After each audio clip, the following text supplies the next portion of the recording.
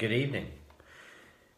Great questions as ever tonight. So I'm here after moving house in a new office which echoes. Hope you can hear me okay. If not, let me know. Let me know. If you can hear an echo. Let me know if you can hear an echo. Anyway, hi Gillian. How are you this evening? Any questions for me tonight? I've got some great ones, but you're here, so live questions come first, always, for being here, taking the time. So, hey Gillian. So, like I've said in the description today, so the questions generally are on a load of things. Protein, PCOS, mood, stress, sugar fixes, the best vitamin to take, etc. I've got a lot to get through. So, without further ado, I'll get going. Okay, so question 1 was, which foods may help curb the urge to eat sweet things? So, which foods may help curb the urge to eat sweet things? Good question, but sometimes I'll ask this question back to you. When is it? So when are you craving these foods? And are you actually hungry? Because sometimes there's a lot more to it with food. There's an emotional relationship, for one.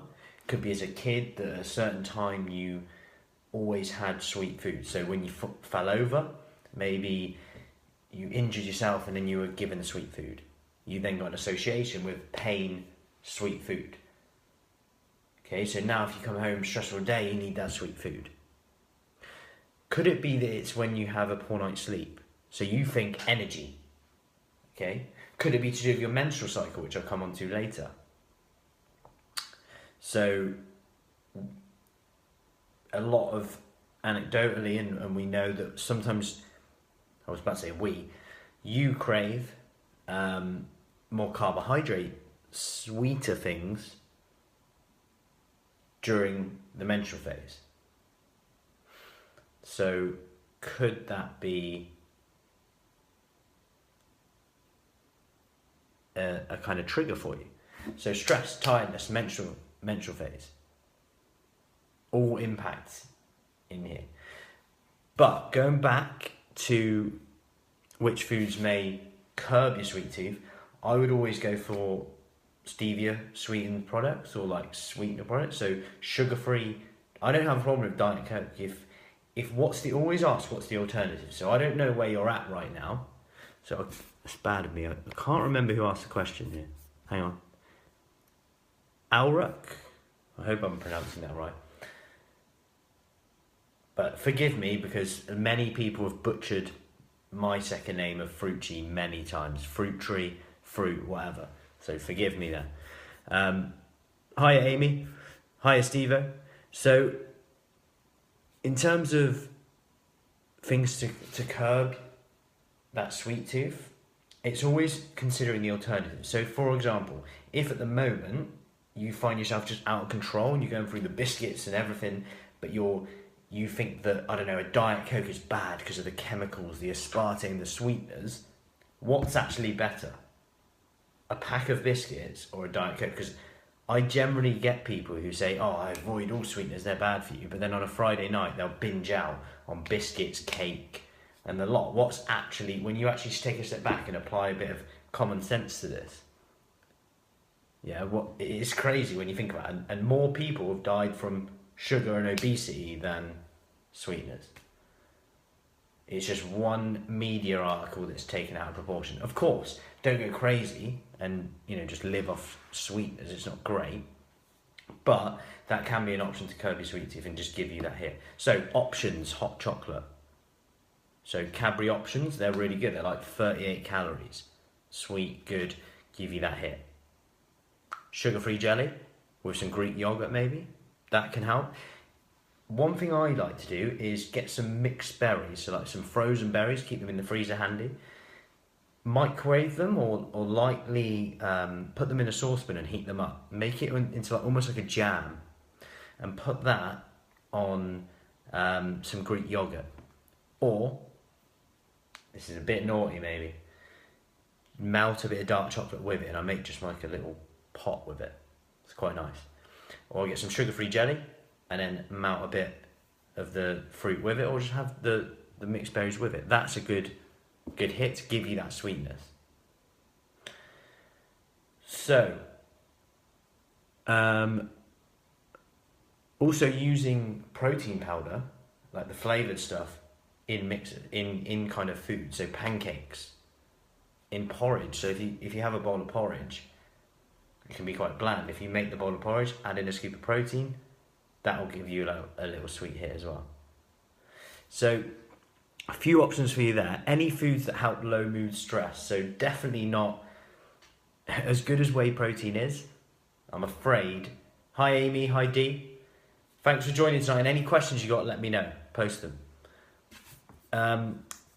In terms of foods that help mood stress, this is an interesting one.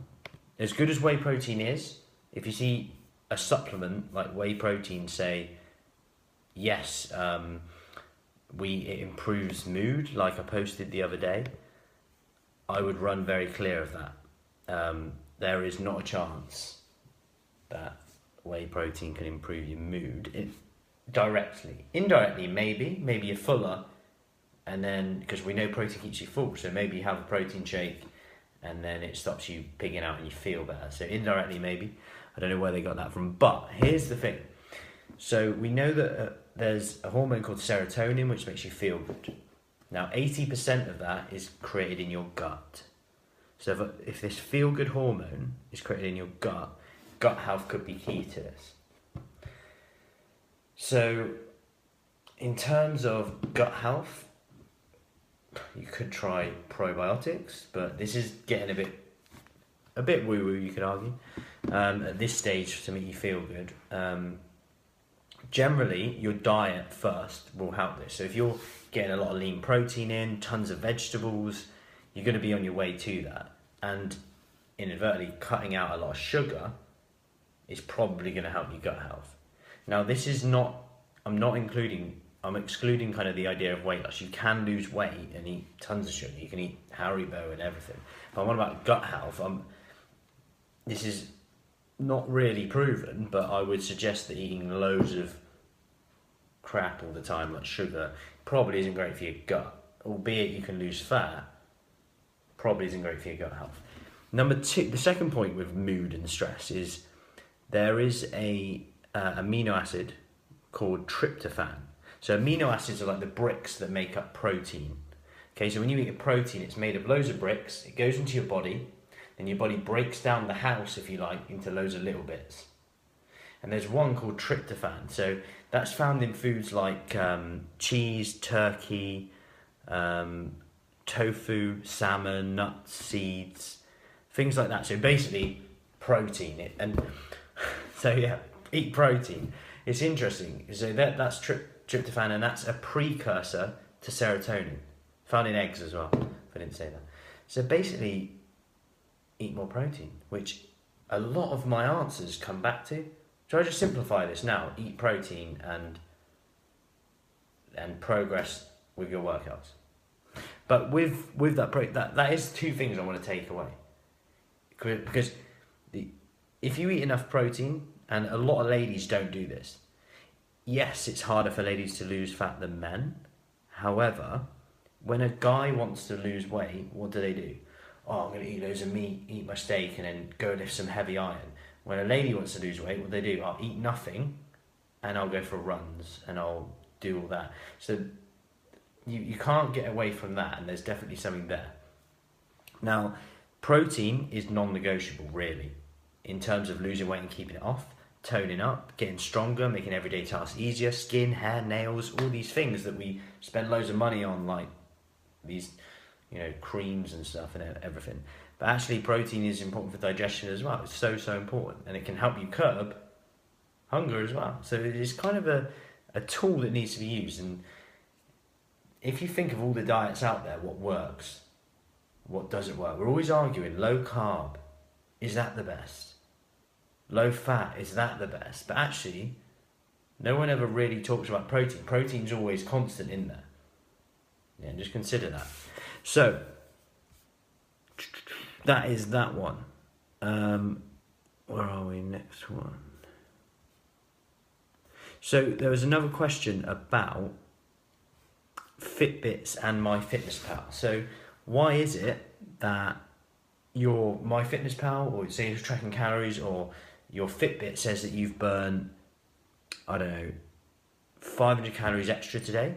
So over the course of the week, you should lose 1 pound. Or MyFitnessPal says by the 24th of August, you should be 60 kilograms. And you're like, what the hell? I'm like 80 kilograms or I'm 90 kilograms. It's like 20 kilos out. What's going on? Am I different? I want to stress that there is 6 things, kind of 6 reasons that I'm going to go through now. So, number 1 is if you want to lose weight quicker, so weight quicker, do not exercise and just diet. I'll repeat that. If you want to lose weight quickly, fast, don't exercise. That might sound weird, but if you look at some of the studies where they do rapid weight loss, low calorie diets, there's 2 reasons why they lose weight really quickly. They're often low in protein, which means they're not sending a signal to keep muscle, lean mass, which helps you tone up. Number 2, exercise, even walking, will send a stimulus to your body to keep hold of lean tissue. Okay, and that's important for toning up. Hi, Julie. So that's important for toning up, okay? So if you want to lose weight quickly, just don't exercise. However, you're going to lose a lot of lean tissue, a lot of water with that. When you're training sufficiently, so with sufficient intensity, you're progressing, and ever so small. It could be that one day you're walking 10 minutes, next day you're walking 15 minutes. Could be that you add a hill in there. Could be that you were doing push-ups on your knees, now you're trying 3 on your tiptoes, all out, and then you go to your knees. So you're progressing, no matter how you're doing it, you're just moving. A to B, A to B, A to B, no matter how small. If you're progressing there, you're sending a signal to your body, keep hold or build. Now the brilliant thing about that, and this is where the magic happens, is you're actually keeping hold of lean tissue. Now this may make the scale go down slower, however, when you are losing, you know you're losing more fat. So the chances that you're losing fat are higher, rather than before you're just losing weight. And that's why then when you go off it a little bit, you just piles back on because a lot of water comes back on. Okay? So that's a key thing there. And also just consider that they're based on averages, and Fitbits could be up to 45% out based on research. So if you think about if you says you burn 100 calories, it could actually be 50 calories that you burn. So just consider that. Also menstrual cycle. Again, you're going to hate me for saying this. So you could burn 100 calories less during the premenstrual phase than in the menstrual phase. Okay, so that could equate. If you're tracking things to the degree and that's stressing you out, stress could be impacting it. So it could be that you're tracking things, you get worked up so much with these numbers that the stress is actually doing more harm than good. Hi Charlene, thanks for joining tonight. Any questions? Let me know. So, the menstrual cycle, 100 calories difference that you're burning there between premenstrual and menstrual. So you're burning 100 calories less during the follicular stage. So, number 3, you didn't sleep well. Let's say you didn't sleep well. Well, just one poor night's sleep can reduce the amount of calories you burn by 20%. Which is crazy, right? So that can explain why MyFitnessPal is telling you you should be like non-existent by now. So it's important not to get too worked up with these numbers, is what I'm saying, before you get the basics right. Protein, progressing, sleep, key. Also, going back to the gut, I love talking about gut health, as you know. Story for you. Once upon a time, I did inspect some human poo to have a look at their bacteria. Believe it or not, that tells you about the health of someone's gut bacteria. I don't do that. It was in a lab, don't worry. I don't do it a lot. So, I've only done it once. Probably won't do it again. Although I do change nappies now. I'm a dad. Anyway, so your gut, so the bacteria in your gut, if you have more good bacteria in your gut, you could burn up to 150 calories more per day. And that can explain differences in people. Why are they losing more weight than me? That could play a role. However, this can be modulated by your diet. So you can actually change this by eating more lean proteins, a lot more vegetables, more fibre, potentially taking probiotics, especially if you've been on a course of antibiotics, because that wipes everything out, the good and the bad guys. Also, going on to olive oil and things like fats, these can be, so you're often told, and I don't blame you for this, because that you can eat as much good fats as you like. So olive oil's alright, coconut's alright, peanut butter's alright, but actually, if you're off by a tablespoon of olive oil, or in my case, a tablespoon of peanut butter, so my tablespoon of peanut butter is actually like 2. So potentially I'm having an extra 100 calories there. Over a year, that's 10 pounds. So is it really my slow metabolism? Or is it that my measurement's completely out? Yeah, and I'm being a bit Jamie Oliver with my olive oil. We've all seen him do that. So you've got to consider that. Plus, your body might be becoming more efficient to exercise. So here's what I mean. At the moment, when I kayak, I'm really inefficient. I'm rubbish at it, basically. So I burn a lot of calories. However, with practice, the hope is that I get more efficient, I get better, I get fitter, I get stronger, I get faster. As I do that, I actually become more efficient with my stroke. So I actually burn less calories, which is what we want, technically. We want to get fitter and stronger. We want to make everyday tasks easier. But what that means, you become a bit more efficient, so you burn a bit less calories. The Fitbit won't equate for this, okay? And everyone's different in that way. That's why you've got to progress, be it by steps, okay? Be it by weight lifted, be it by reps done, be it by tempo, feeling the muscle more, thinking about the muscle that you're working, be it by training an extra day per week. Whatever it is, you've got to progress. And at the end of the day, us as humans are happiest when we progress, right? You don't want to just stay still. That's why we get bored. That's when we give up. Okay? So you always want to be moving the goalpost. So, and that brings me on to another question I had, which was, and it comes up a lot, it's almost like I can't get motivated. So if you can't get motivated, or you're trying stuff and you're like, I just keep falling off. What I'd argue sometimes is you don't know what you actually want. And in this situation, I'd always write down, go 90 days from now, put it in your diary exactly what actually is important to you. Because if you always say, I'll just try and fit it in, or I'll try and do that, that's basically code for, this isn't important for me right now, it's not a priority. And you won't do it. And what I'd say is, yes, you might want a result. So let's say you're focused on looking a certain way for a holiday. You want to fit into a certain dress, okay, or some clothes, right? Let's say you're in that situation. Sometimes we get so fixated on the result that we forget the things that we have to do to get there. Now, this brings me back to Why? I'm different. It hasn't worked for me. I've tried all these diets. And then when we go into it a little bit more, it's actually that it didn't really fit their lifestyle. Maybe they did it for 3 weeks and then they plateaued, so they gave up. Didn't give it enough time to tweak it. Sometimes you don't need to, burn the whole house down. You just need a little tweak. And that's why it's important to report back, ask questions, because sometimes just the slightest bit of tweaking is all you need to get the ball rolling again. It could be that we need to eat more, increase your protein, have a little break mentally about tracking stuff. And it's individual to everyone, so I have no straight answer here.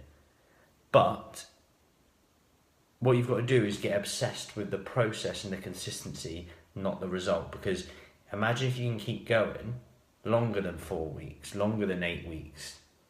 Let's say you get to your desired goal of how you want to look and feel in 16 weeks as opposed to 12. That you set yourself up, but you actually got there rather than give up after 4 weeks and pretend that it doesn't really matter. And that's where you want to take a dose of vitamin C. Not the actual vitamin, but being creative. So you start enjoying it. Okay, so what can you do that's fun? What exercise can you do that's fun? How can you fit it into your lifestyle? Get your family involved. Keep it fun, and that will help with your motivation.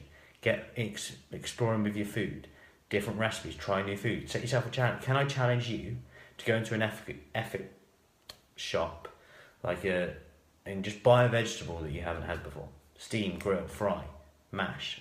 See what it works. Get a recipe. Try something new. Try a different meat. Spice things up a little bit.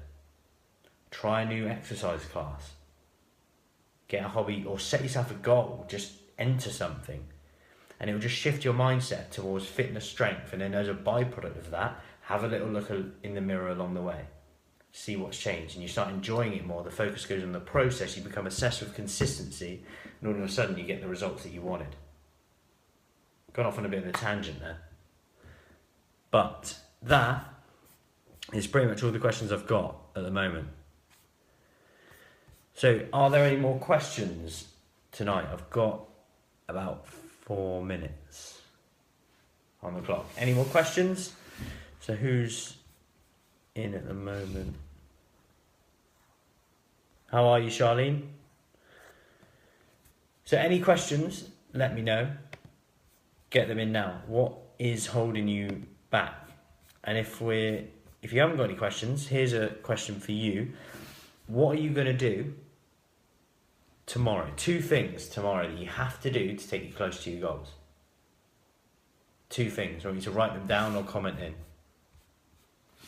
2 things that you have to do. So for me, after here, I'm making my lunch for tomorrow. Okay, so I'm going to make my lunch because I'm out in a doctor's surgery delivering some diabetes education. So if I don't, I'm going to be pretty screwed. I'm going to have to go somewhere out, and it's 8-hour day. So I'm actually going to prep my lunch now, and I'm also going to get some pancakes done for the morning, so I can just grab and go. They're my things. So just write down 2 things and commit to them. And imagine if you did that every day. 2 things. You just wrote down in the morning, maybe where you brush your teeth. Write them down. Then in the evening, tick them off if you did them. Don't if you didn't. No stories attached, no nothing. You did the work or you didn't. And see how that works for you. So if there's no more questions, that is it for tonight. I didn't touch on one thing. PCOS. So polycystic ovary syndrome. So that comes back down to protein up, resistance exercise, do more of. So progress, strength training. Because we know, let's say your muscle is like a tank, okay, full of sugar. However, when you eat food, your body breaks that down and it goes into the bloodstream first. And to get into the muscle, to be used as energy, to make you feel more energetic, to lower blood sugar levels, which is toxic, by the way, which can cause blindness, which is basically diabetes, etc. Your body has to open the door. Now, what happens in PCOS is your locks on the door become a bit rusty. This also happens in diabetes. Now, what can be good for this is potentially a lower carb diet, but we know a higher protein diet, which almost makes you go lower carb automatically, and resistance exercise can help with this, as can fat loss. However, to achieve that fat loss in a more enjoyable way, if you like, protein and resistance exercise are going to be key there. So yeah, I'm going to finish with those two things. Protein, resistance exercise at the very least. Just go with it. Can I challenge you? Hand-sized portion of protein at every meal tomorrow. It could be Greek yogurt, chicken, fish, eggs, whatever. Tons of veggies. There's your challenge. Done. Okay, keep the questions coming in, and that is it for tonight. Enjoy and have a great bank holiday weekend. Speak soon.